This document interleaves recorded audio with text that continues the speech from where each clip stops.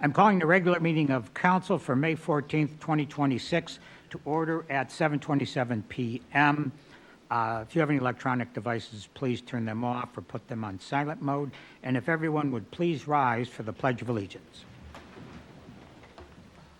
I pledge allegiance to the flag of the United States of America and to the republic for which it stands, one nation, under God, indivisible, with liberty and justice for all. Council Clerk, would you please take roll call? Councilman Jarmuscavage. Present. Council President Klein. Present. Councilman Connect. Present. Councilwoman Miller. Present. Councilwoman Sevo gave her regrets. Council Vice President Taylor Draper. Present. Councilwoman Belich. Present. Council President, Councilwoman Miller. motion to excuse Councilwoman Kathy Sevo from tonight's meeting. Second. We have a motion from Councilwoman Miller, second from Councilwoman Belich, to excuse Councilwoman Sevo from this evening's meeting. Is there any discussion? Council Clerk, please take the roll call. Councilman Jarmuscavage. Yes. Council President Klein. Yes. Councilman Connect. Yes. Councilwoman Miller. Yes. Council Vice President Taylor Draper. Yes. Councilwoman Belich. Yes. Councilwoman Sevo is excused from this evening's meeting. We also have with us this evening Mayor Hallam, City Engineer DeFranco, Finance Director Scott, and Law Director Kenny. First item up is council correspondence. Does anyone have any questions, comments about anything included herein?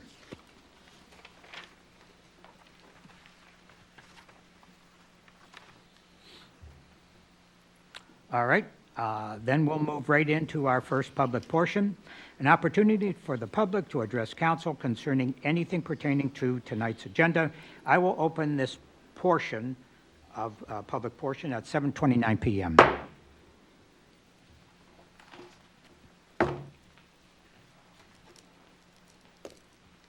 Jenna Bing, 36951 Beach Hills Drive. Just to clarify, this is on 2026-35. As I had spoke at working committee of council just a little bit ago, where all these people are getting $3,000 bonus. Yeah, it's not everybody, but an awful lot are. And according to the attachment that was on there, it's like $180,000 is being spent on signing bonuses. And so in total. So it's not like the only $21,000 to $24,000 that's being spent as I took as like that's all we're spending on it. We are spending $180,000 on signing bonuses, and I just wanted to make sure that everybody's aware of that because it was a little hidden in a lot of stuff. It was there, but that happens. I mean, when I asked about this, I was told just to go to the budget. Well, good luck going to the budget. It's hard enough to even figure out what's going on some of these reports to make sure I'm reading them right or that anybody's allowed, that we're getting them right. So as more transparent as you all could be at covering all the points, it would probably help all the people sitting here and sitting at home. Sorry I strayed from the day.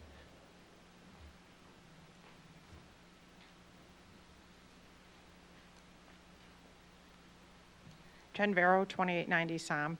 I know I was also at working committee. I just wanted to, maybe in tonight's meeting, I don't know if it'll go to another reading, I'm guessing it might, on this ballistic vehicle. But again, I just wanted to know if there was some clarity on the school funding versus the regular ticket money. And again, in specific, if there was a true emergency in our city, are we allowed to use the vehicle or is it for school safety services only? I think that's important that we really address that. Thank you.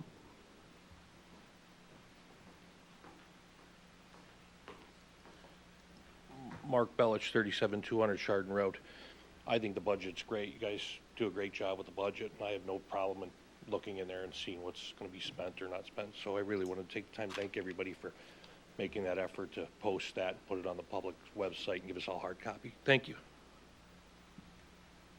Anyone else for public portion? All right, I will close public portion at 7:31 p.m. I will ask if there's anyone on the dais that would like to respond to anything said during public portion. Council President? Mr. Mayor. A couple of responses. One is that the signing bonus, the $3,000, was on the summary page with the ordinance with regard to every single one of the of the ordinances that were passed. So it was specifically called out. You may have not seen that, but it was actually specifically called out with all the changes that were made.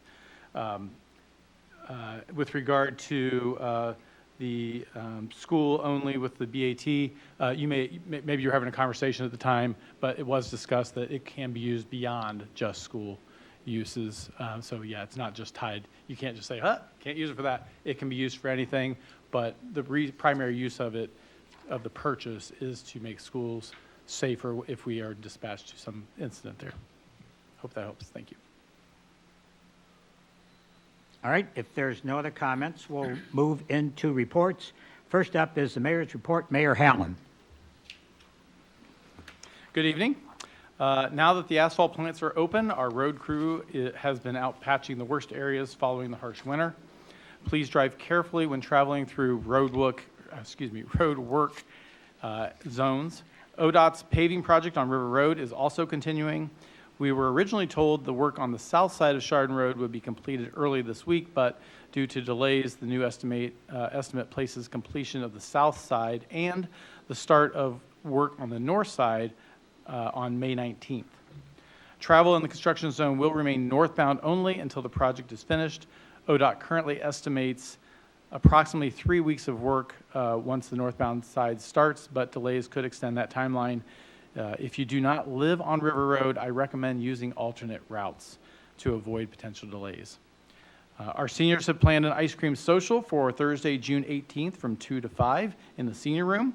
If you are 55 or older and would like to get the scoop on what's new, mark your calendar and stop by for ice cream in the community center's lower level. Another great event is Lake County Senior Day at Great Lakes Mall on Tuesday, May 19th. Doors open at 8:30 a.m. with a goodie bag and breakfast.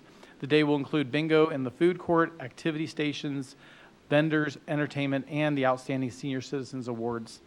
Festivities will wrap up at 1:30 with a door prize drawing.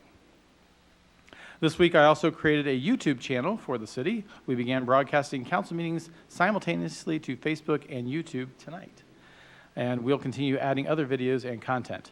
You can find more information on how to access the channel later in the newsletter if you receive that, as well as on the city's website and Facebook page.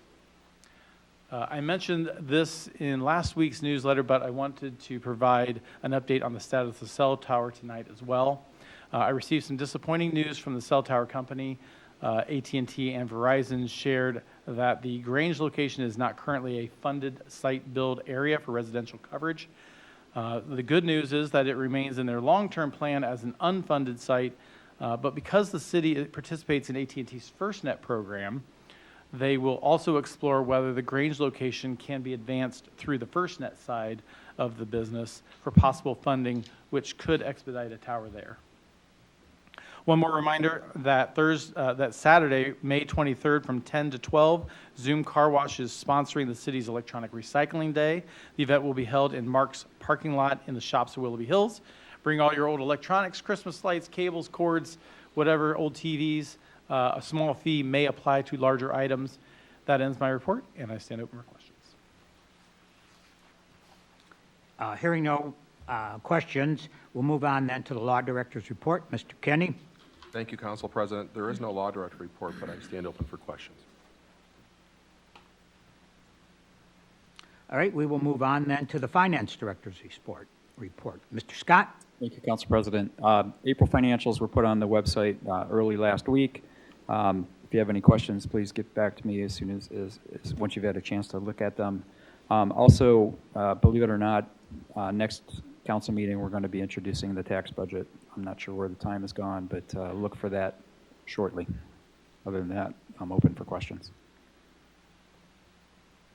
If there are no questions then for Mr. Scott, we will move on to the City Engineer's report. Mr. DeFranco. Thank you, Mr. President. AT&T continues to install fiber in various locations of the city. I think they're substantially complete with construction in the Laredo development and Lamplight. They started in Pebblebrook and will be doing Sale shortly.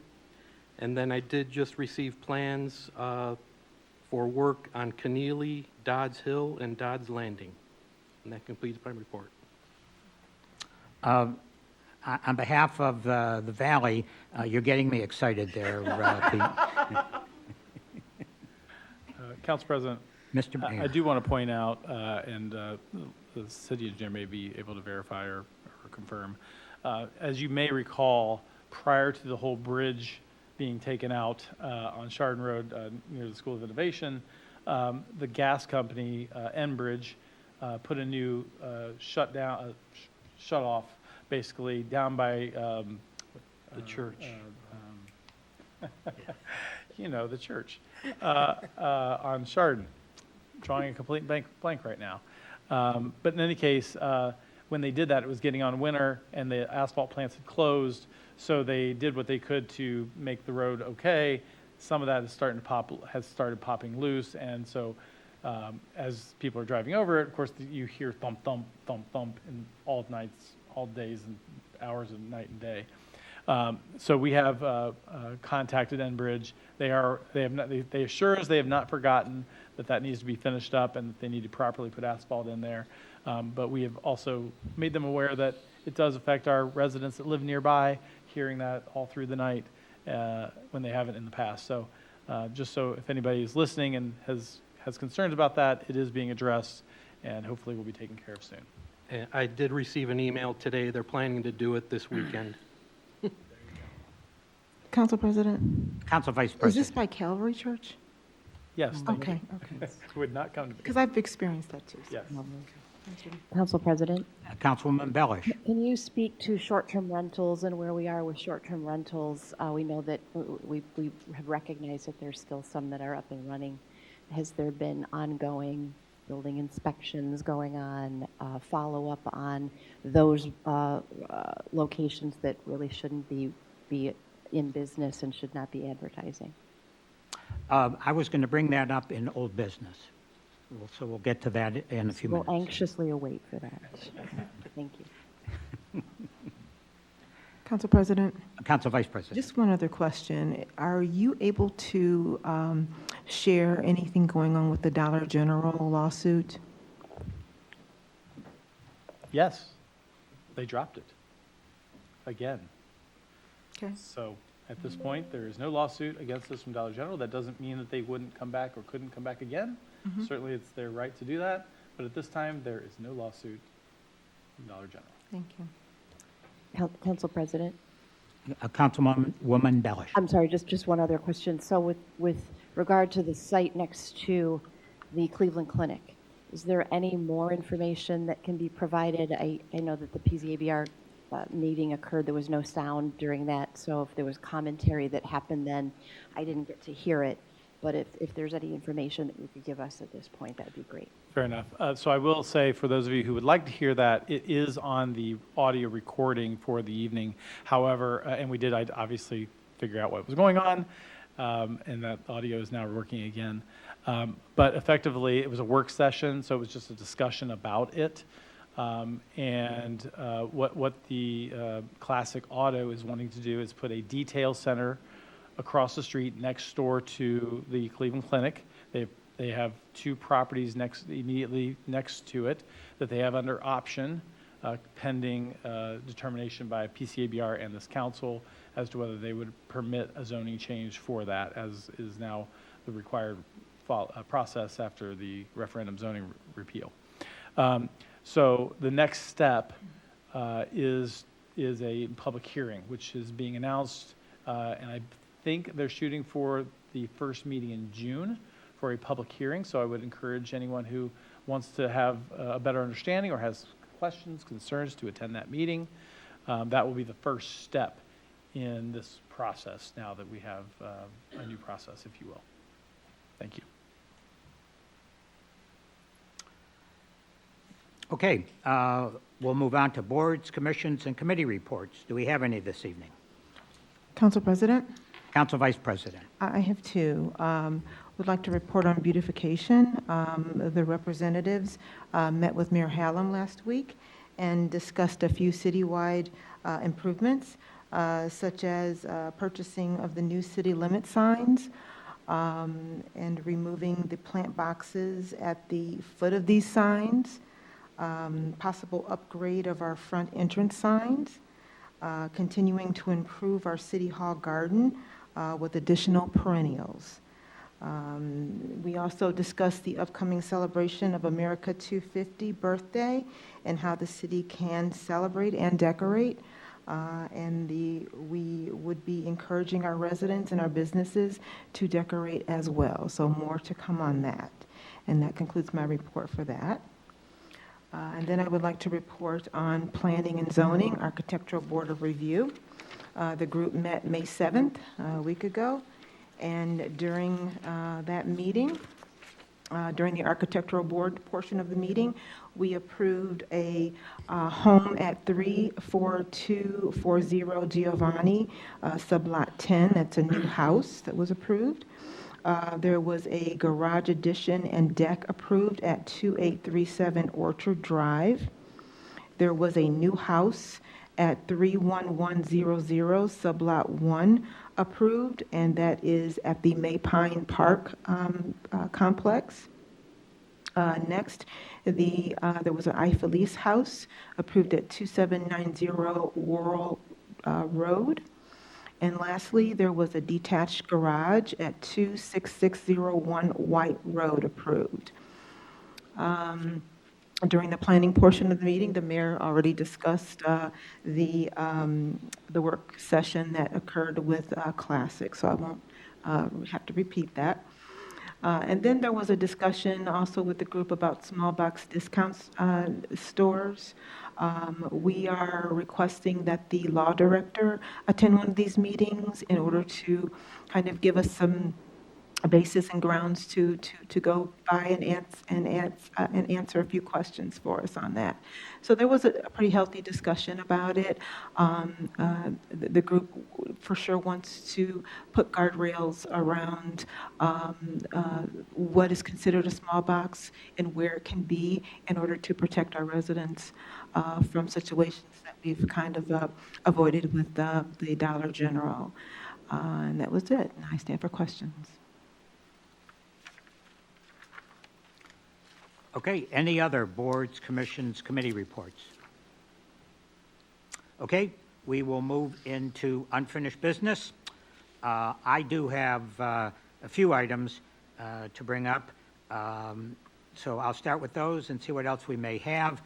First, I'd like to ask the mayor if there's any update on the flooding problems that occurred last month. I have my first meeting scheduled with Mayor Bodnar for next week.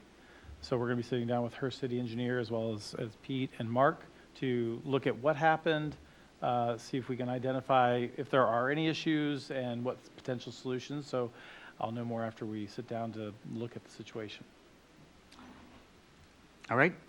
Next, I'd like to ask Councilman Jeremy Skavich if are we any closer to getting a meeting with Dave Walters to walk the proposed disc golf course on Campbell Park? I emailed Dave and I spoke to him. He hasn't specifically made a specific date to do it yet. I'll reach out to him again and ask him when he would be willing to meet with the mayor or the council to walk through the course. All right. Then moving on to short-term rentals, we're still gathering information from both communities close by and further away on both two topics. One, if they specifically have any ordinances related to short-term rentals involving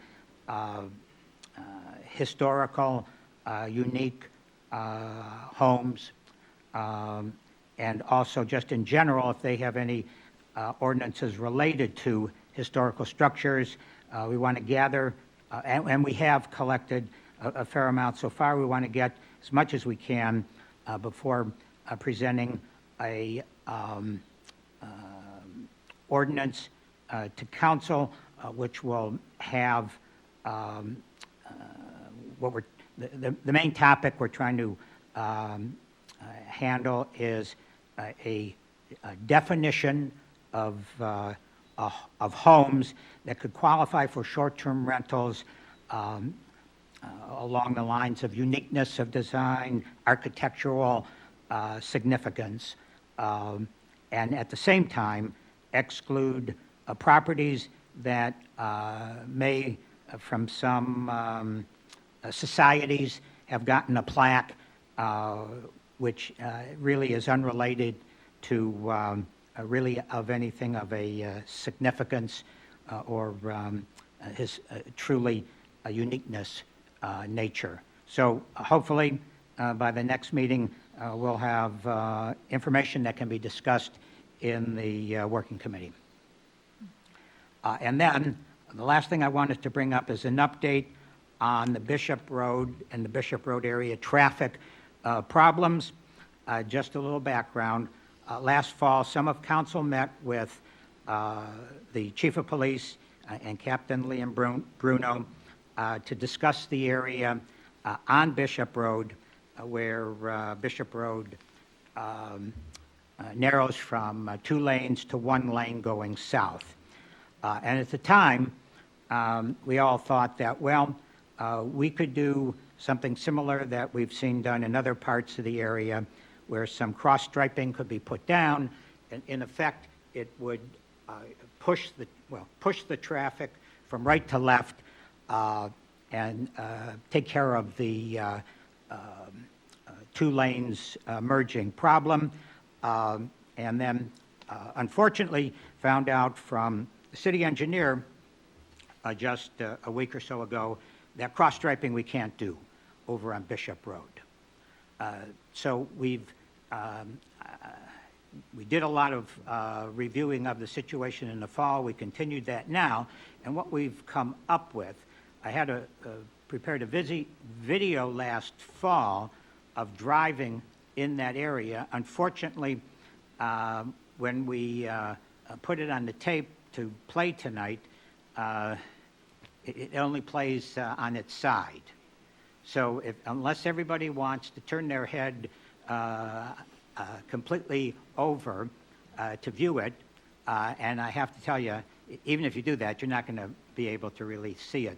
So we've got pictures, and I'll show you what it was, because there's already been changes made, and there's a few more changes that are going to be made.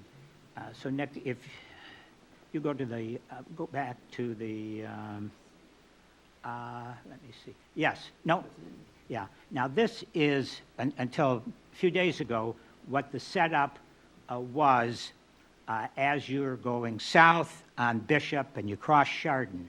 And you go down a little ways and you see this sign. Why isn't it? It's not showing on the, I'm sorry. Yeah, because it's the screen, so it's.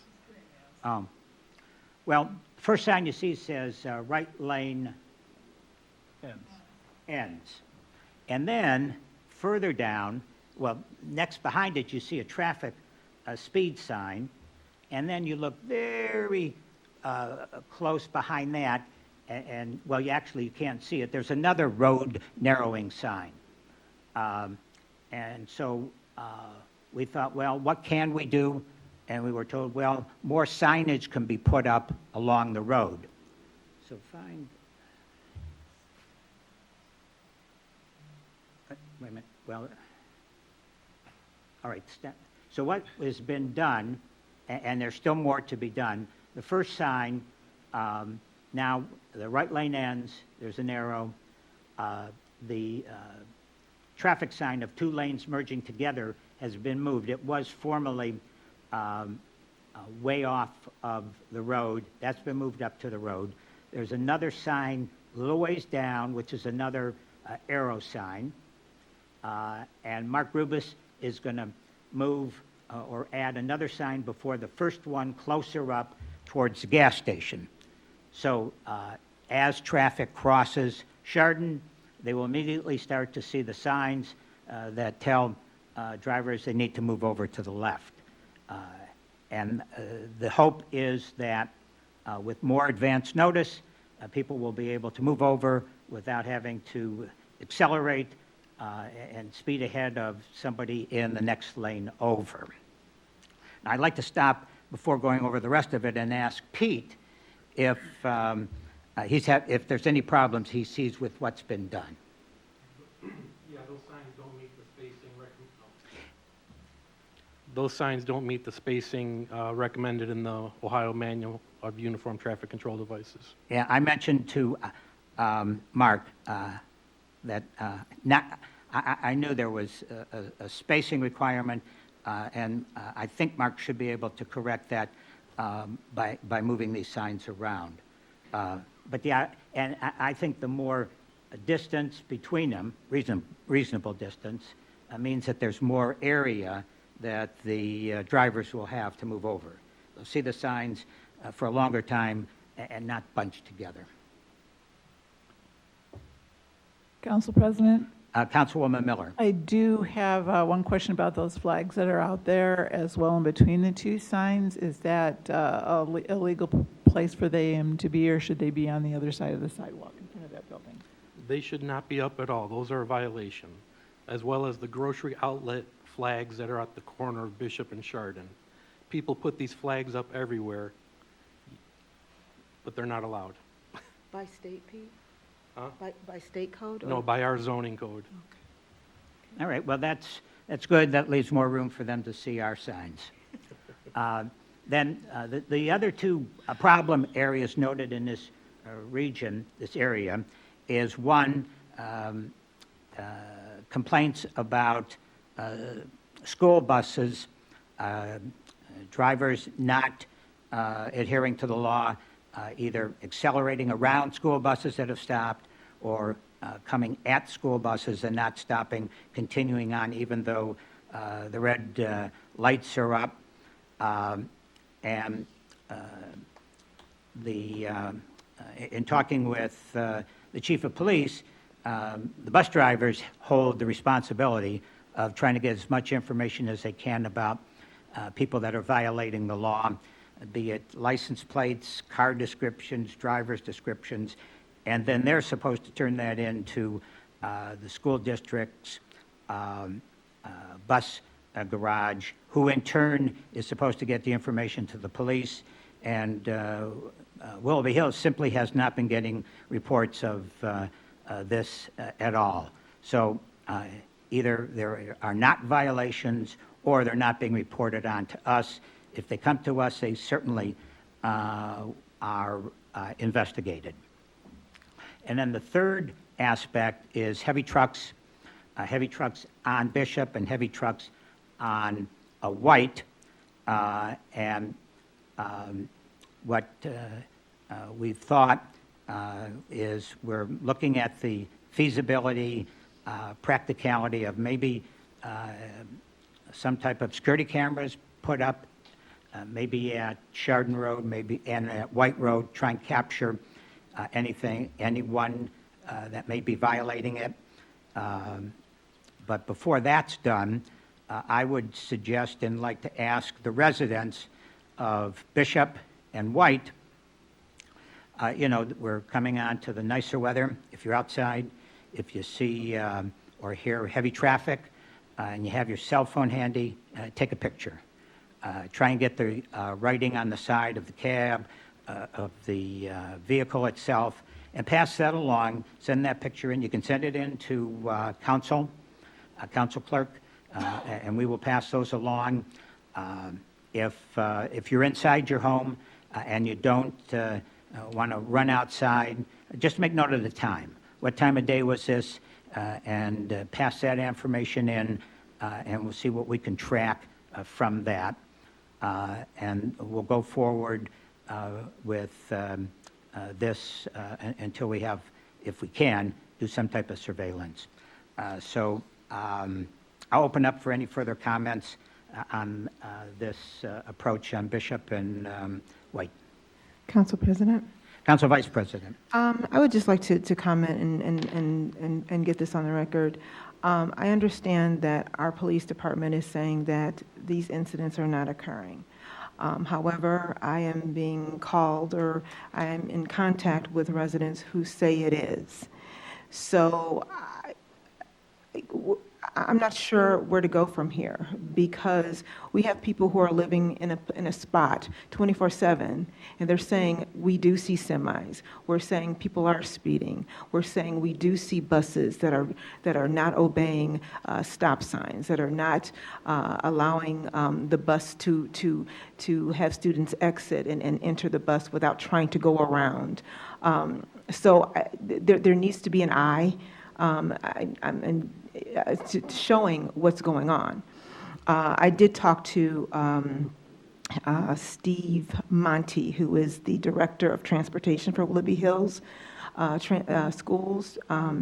And he says, oh yeah, he says it's happening all the time, that buses are being passed by, cars are not stopping when kids are exiting and entering buses.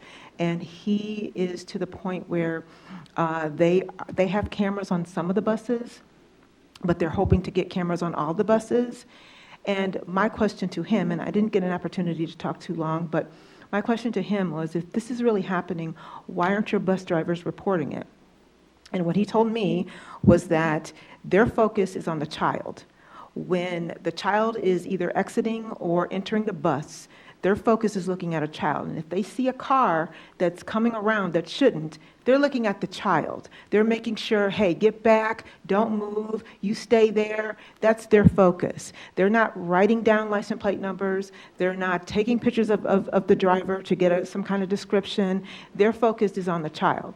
Right or wrong, that's what they're doing, and that's what he told me. But in talking to the police chief, we are going to make sure that these pictures, this video that they have from these cameras on the school buses, are getting to our police department, because we need to definitely be going after these folks who are definitely violating our laws and definitely endangering our kids who are exiting and entering buses. So that's something that I do plan to pursue with Mr. Monty, and to make sure that this information is getting to our police department. There are several issues on Bishop Road. As you mentioned, there are the bus issues, there is speeding, according to people. I talked to 2 residents who live on White Road. They swear to me that there's semis coming down their street every day. Now, these are 2 different people who live in 2 different areas on White Road. This is what they're seeing on a day-in, day-out basis. Our police may not always see that, because if they're not there, they're just driving through, they may not see it. But our residents who live there on an everyday basis are telling me that this is what's happening. So we have people violating our laws, and it kind of seems like sometimes like our hands are tied. They're not tied.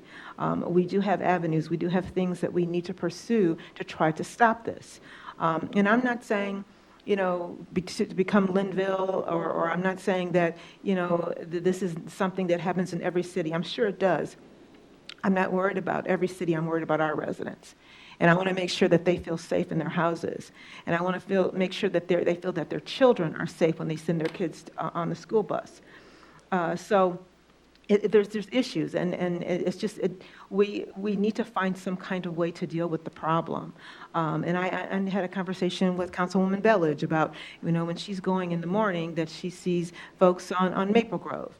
And in the darkness of the winter sometimes, where there's no street lights, there's no sidewalks, that those kids are on the edge of that road, and we have people just speeding through there, going through.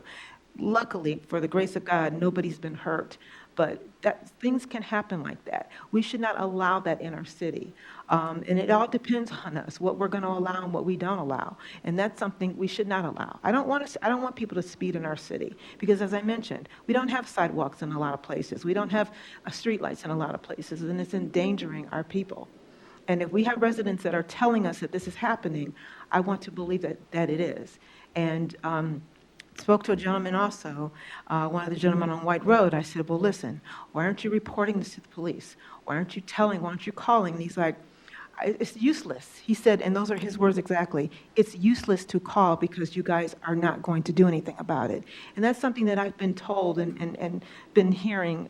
People don't call anymore because they figure, why come to a meeting? Why call the police when there's nothing you guys are going to do? That saddens me.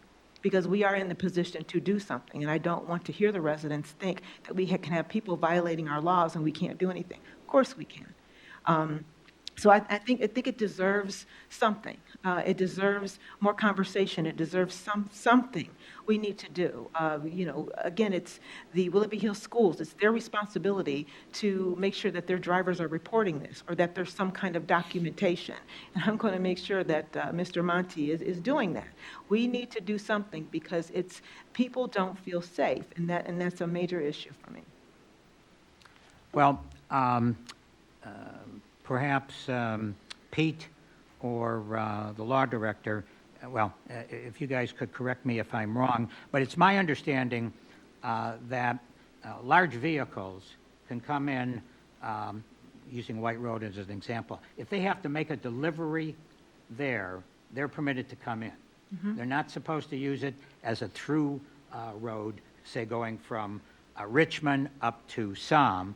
But if there's a house along the way or a side street along the way, they can enter, drive there, and, as part of their normal delivery schedule.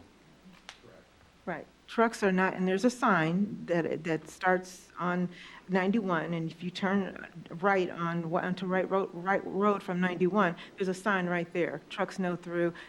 Through trucks are prohibited. So there's no trucks that can just be going through. They have to be making deliveries or something. But that's not what these residents are saying. They're seeing these big semis flow down the street. And so, again, are they making this up? No, I don't believe they are. I don't believe they're seeing things. I think they see what they see. And so I think there should be a better way that we can capture what's really going on. Is it happening? Is it not happening? We need to know this. All right. Any other comments regarding this? Mr. President? Councilman Jermis Gabbage.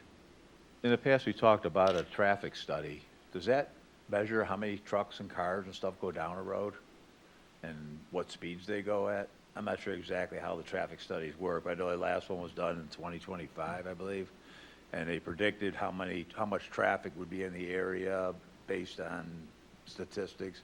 But there's been a lot of growth, a lot of developments, a lot of businesses. I'm wondering if it's possible that it may be time for another traffic study just to see what the problem is. The police don't have the manpower to sit out there and actually watch it every day. Residents are discouraged from even reporting it because they feel like nothing's getting done. But this way, at least we'd have a report to show them or say, hey, you're right or no, you're wrong. This is what's going on. Mr. President? Mr. DeFranco. Yeah, a traffic study can be tailored to whatever you want to determine or what your scope is. So, yeah, a simple traffic study, they'll put those wires across the street and just count cars. Or they can have someone sitting on the corner and counting, how many cars, how many trucks, how many pedestrians there are. So it all depends on the scope that you define and what you're trying to solve. This was widened, Bishop was widened about 20 years ago by ODOT. And at that time, they know what the traffic counts are at that time. They also project 20 years ahead, and that's what they designed for. So this has been designed for a certain amount of volume. I've looked at it. It meets all the standards. I don't see anything wrong with it, with the taper, the signs, the pavement markings. So the only way, if they determine that their projections from 20 years ago have significantly increased, then it may result in a recommendation that Bishop Road gets widened further south to allow more vehicles to pass through, so there's not a bottleneck per se. Unfortunately, they just redid that bridge for a 2-lane road. Exactly. I see that as one problem with that, but just either extending the merging lane or somehow controlling the truck traffic coming through there. I don't know how what the situation with that would be. Yeah. or the speeding traffic? Like I said, there's already signs out there that say no trucks. But the do we ci- actively enforce the laws on the streets? Right, that's what I was getting at. It's an enforcement issue. It's not putting up more signs or pavement markings isn't going to solve it. Well, maybe we need to have a little more enforcement, just make people aware that there is the laws on them roads that the people are being affected by the excessive speeds and the wrong kind of traffic going up and down there. Just put the word out, yeah, you could get ticketed if you come through here, or warned or something at least. They acknowledge that, you know, you can do it, nothing's going to ever happen. Council President? Just a Oh, question. What Vice President? factors are used in the projection, in their projections? What are they basing that on? You said they projected something 20, what were the factor, Based on development, so Okay.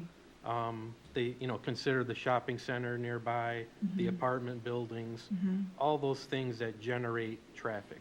Right, but then, since that, we've had the Vidalia senior homes down there.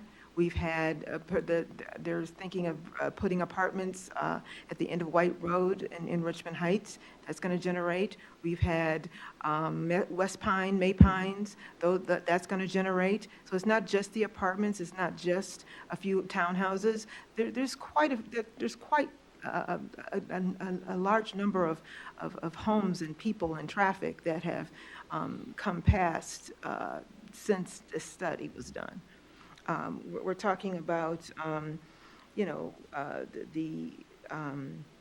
the businesses that are going in, the animal rehab, the Jardine Mo's, all the things that are going on down there. They projected that, yes, but did they project all of the homes and the apartments and the senior living and all that's going on around there? I don't know if they did that. Yeah, and it just doesn't seem like, and I guess, you asked the objective of a study.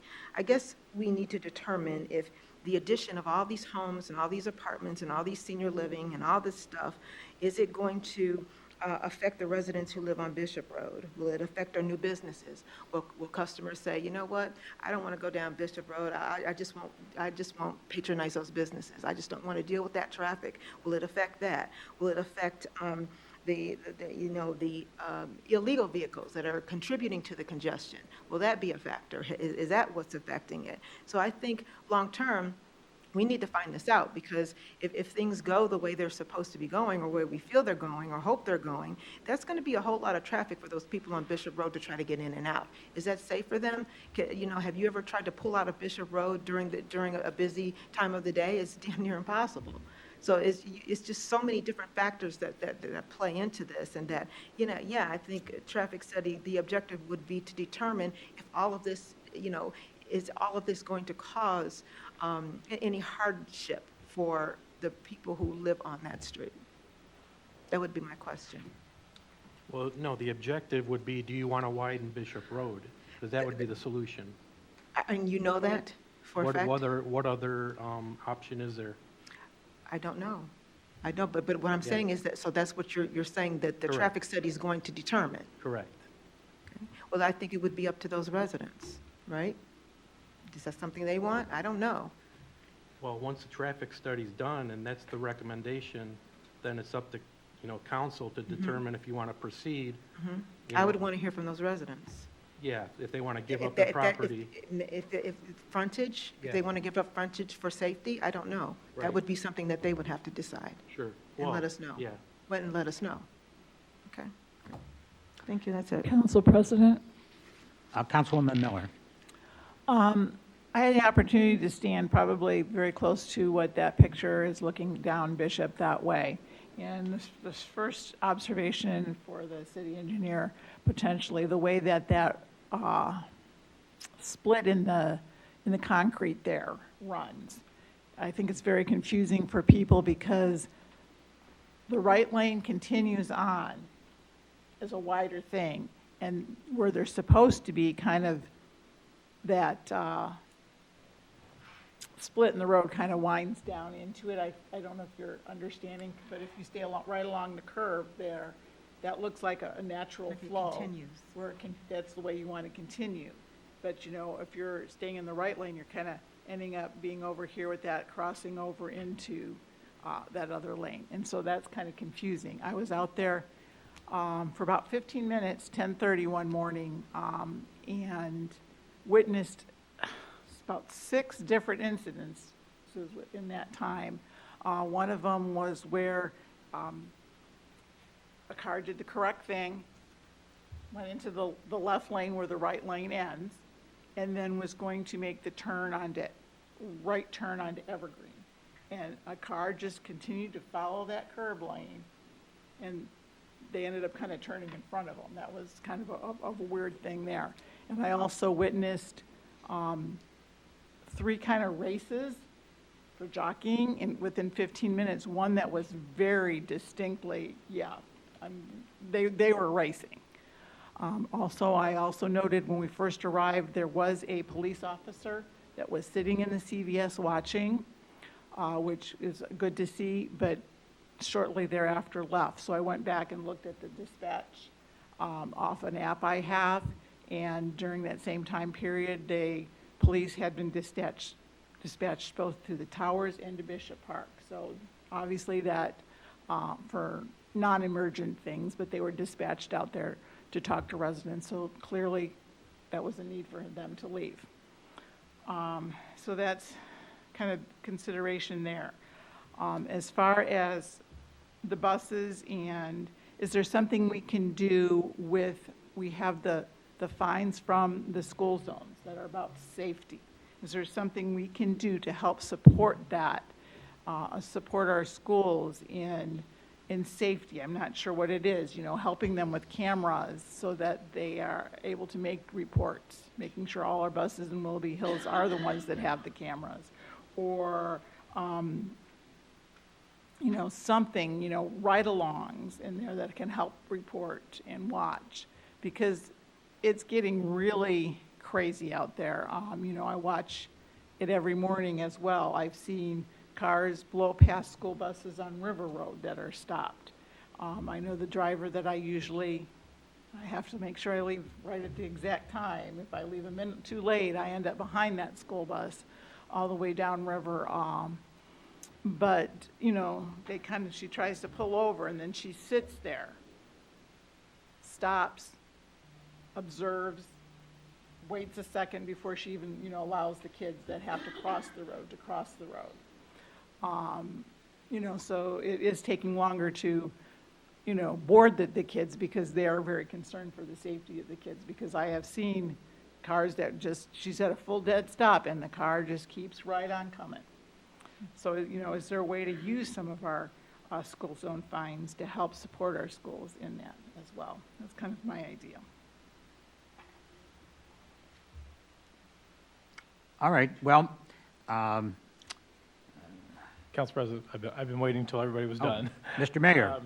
But we did meet with the school and explain to them that there is a program similar to our traffic enforcement program that is available to the schools, that they can put these cameras just like we have in our hands as well as in our school zones, that they can have their own program with one of these businesses that do these, attach it to the side of their mirrors, and tickets get mailed out to violators. So they, I believe, are looking into it, and I think that's the quickest and most effective way of handling that situation, is for them to initiate this program, which would also potentially help some of their funding problems by catching these folks that are breaking the law at the time they do it, and they're guaranteed to get them every time because it's going to get a picture, it's going to mail them a violation.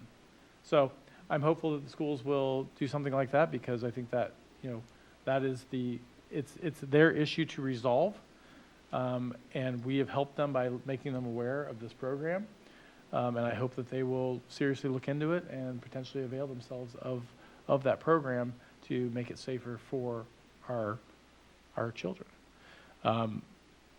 With that in mind, I didn't really speak to this this piece of equipment that you all got to hear about tonight, and I just wanted to speak to what seems to be a short period of time, as Councilman Taylor Draper brought up.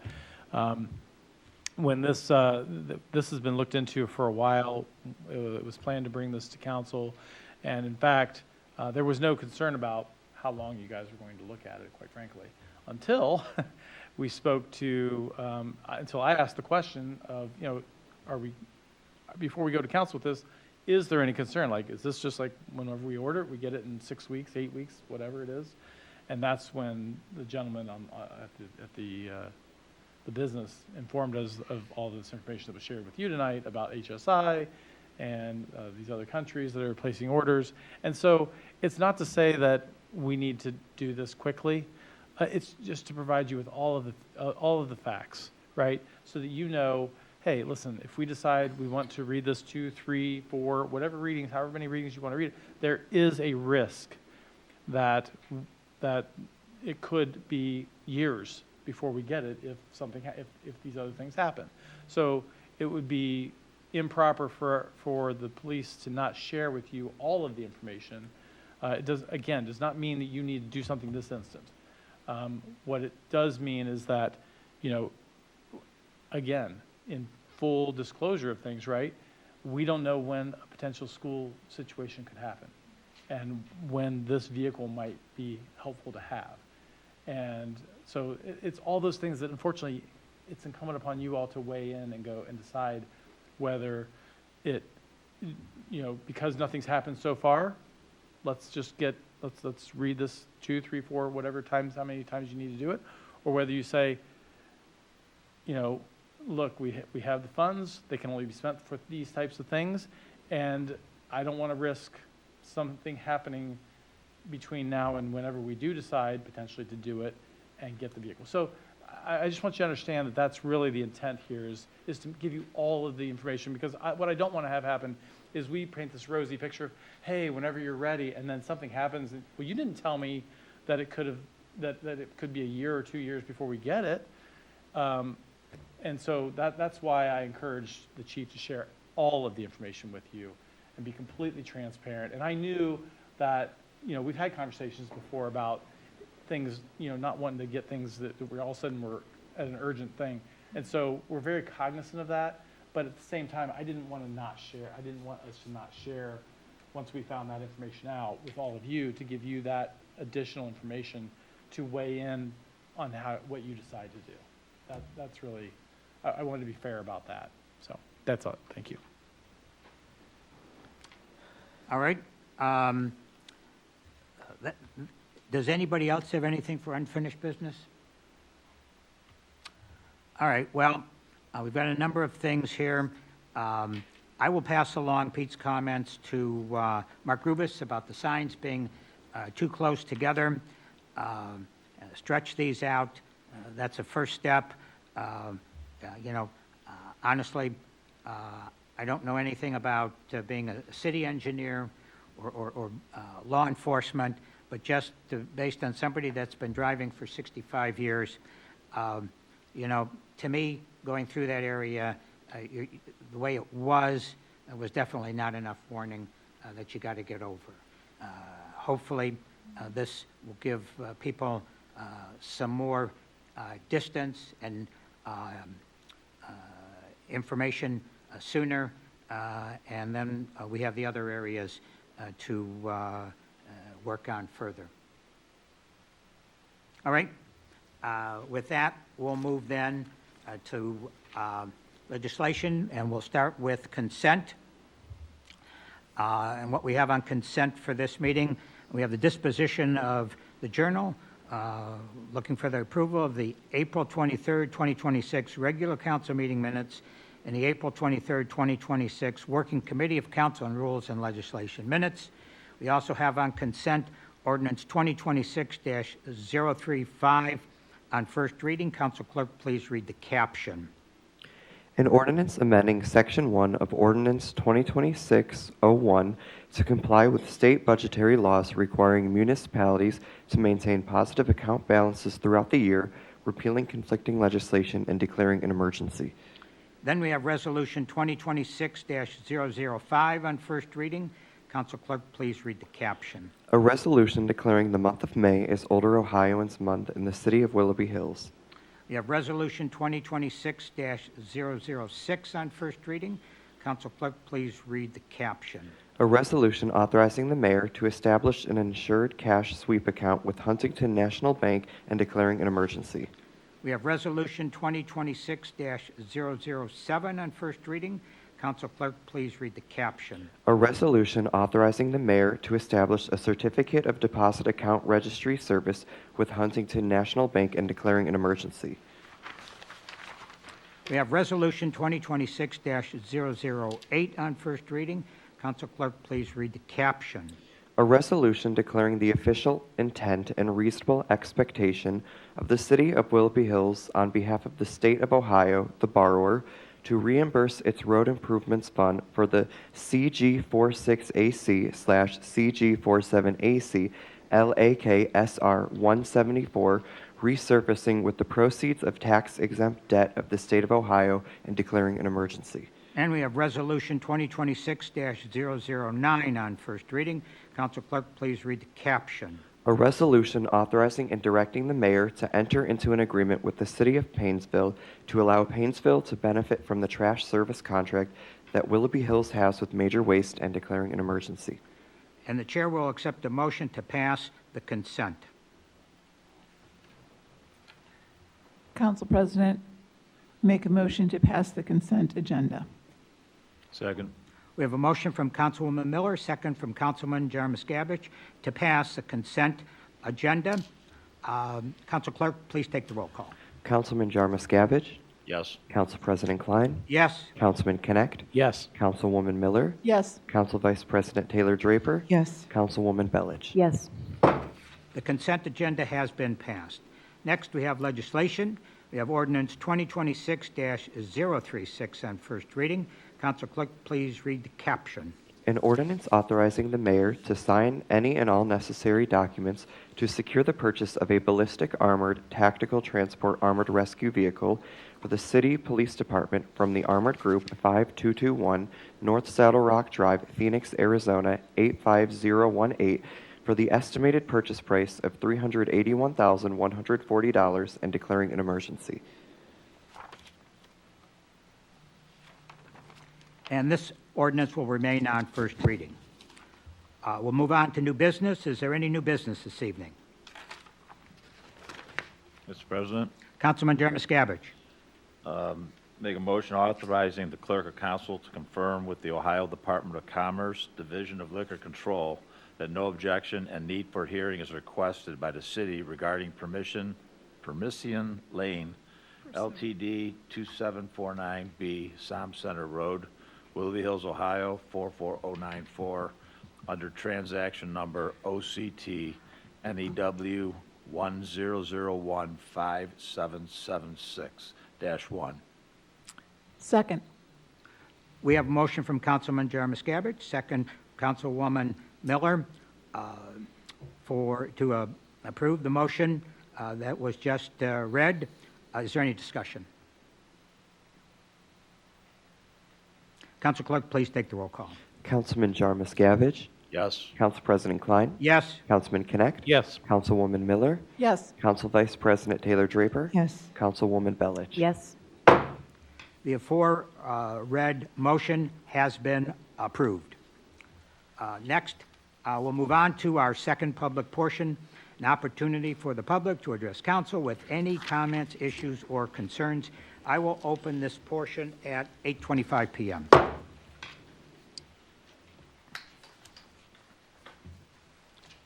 Jen Barrow, 2890 Som. I'd like to once again address the ongoing flooding concerns affecting our residents.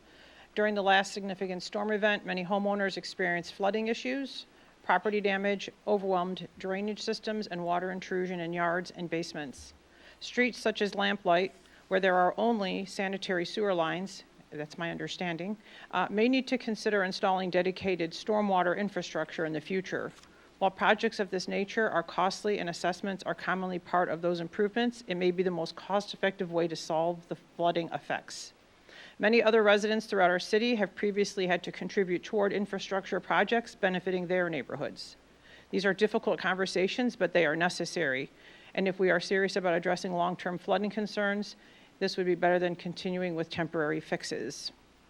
Protecting our residents and our homes should be one of the highest priorities.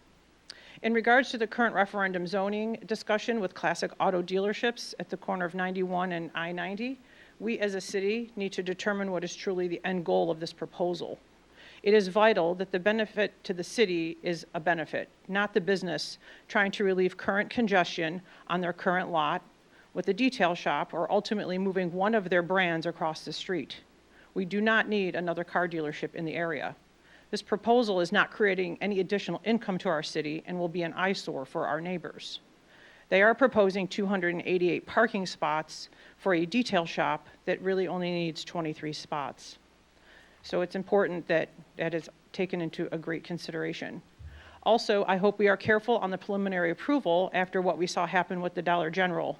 We need to be very thorough on this. The mayor had suggested creating a possible zoning category that would limit specific use and protect residential areas that neighbor our new developments, and I think it's a really great idea. And finally, in reference to the ballistic truck proposal, I thank the mayor for saying to take the time on it. I think we've been okay all this time, and we know that the county does have a truck if it would be needed. And in reality, if you all did approve it and it was ordered, something could happen the next day and we wouldn't have that truck. So I think it's important that it is really kind of thought out thoroughly and really discussed, because I think it is a huge sum of money for a vehicle that, I mean, again, in foreseeability, I don't know how often it would really be used, and there are some in the area. Thank you.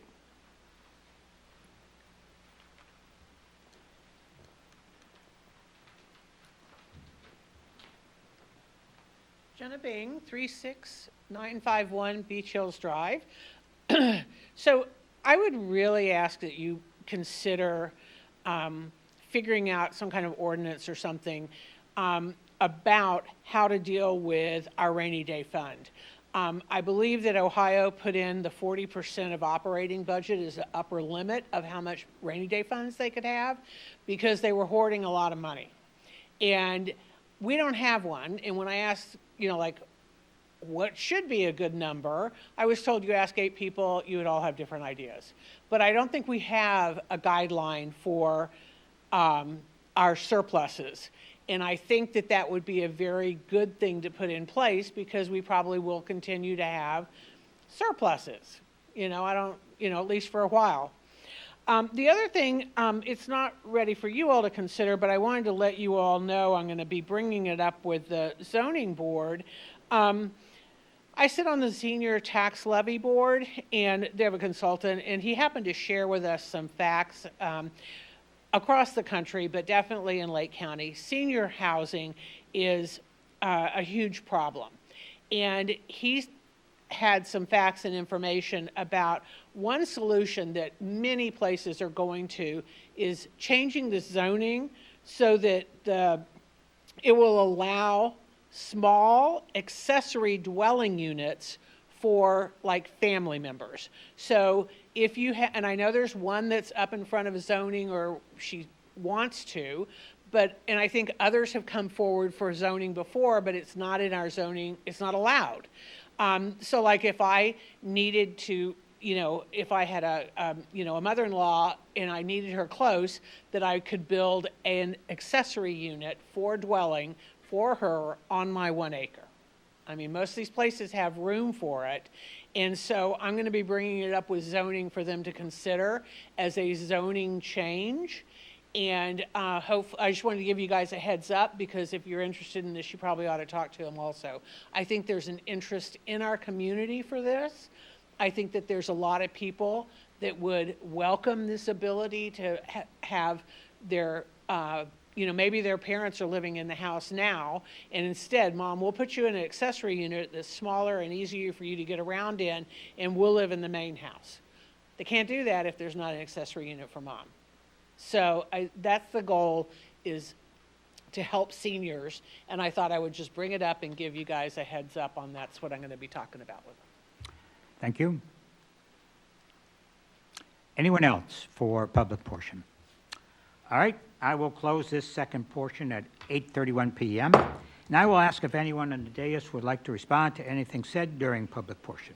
Council President, Mr. Mayor. I have a couple of things. One, just for clarification purposes, the detail shop that they are proposing, it actually will add income to the community because not only is it a detail shop, but they're also putting their internet sales group in there, a new internet sales group. So it will be, I think, I want to say they said 20 or 30 people. I don't recall, Councilwoman Taylor, but I think that's about what they said. So there will be some additional revenue coming in from that location.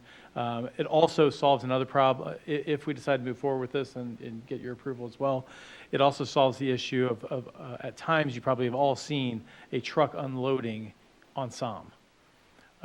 All of their trucks would then now go onto that property, and there's enough space for them to come all the way around and unload actually on that property to remove that. And even though they're not supposed to, they still do. We've seen it, they're aware of it, they address it as quickly as they can, but you know, it is an issue, and that would also be taken away and resolve a safety issue for the city of them doing that.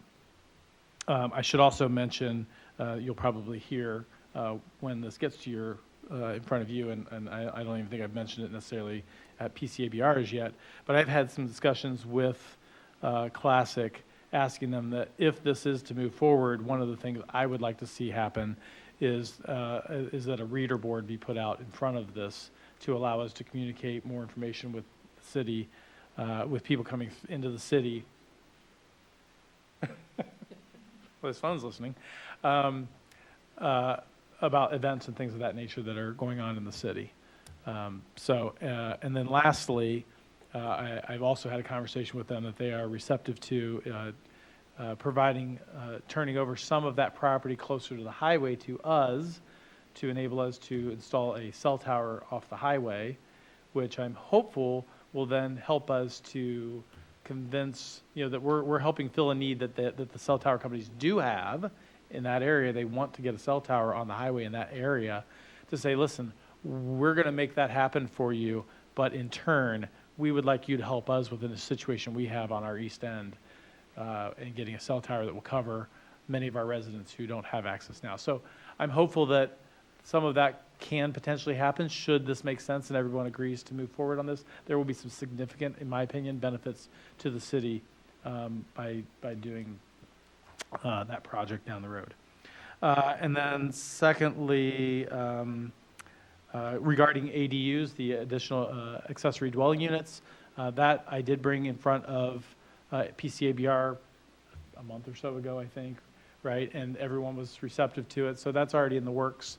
That is something that will be planned to have a conversation with on PCABR. In fact, part of that is with a couple of residents have come forward asking for these things. We're doing some site visits to see that and see what their needs are. And so this is part of that conversation that just hasn't been furthered along because we're dealing with a current situation first. But that is a conversation that PCABR has already had and plans to continue further discussions. So thank you. That's all I have. All right, if no one has anything else, we'll move on for the good of the order, for the good of the community. Does anybody have anything this evening?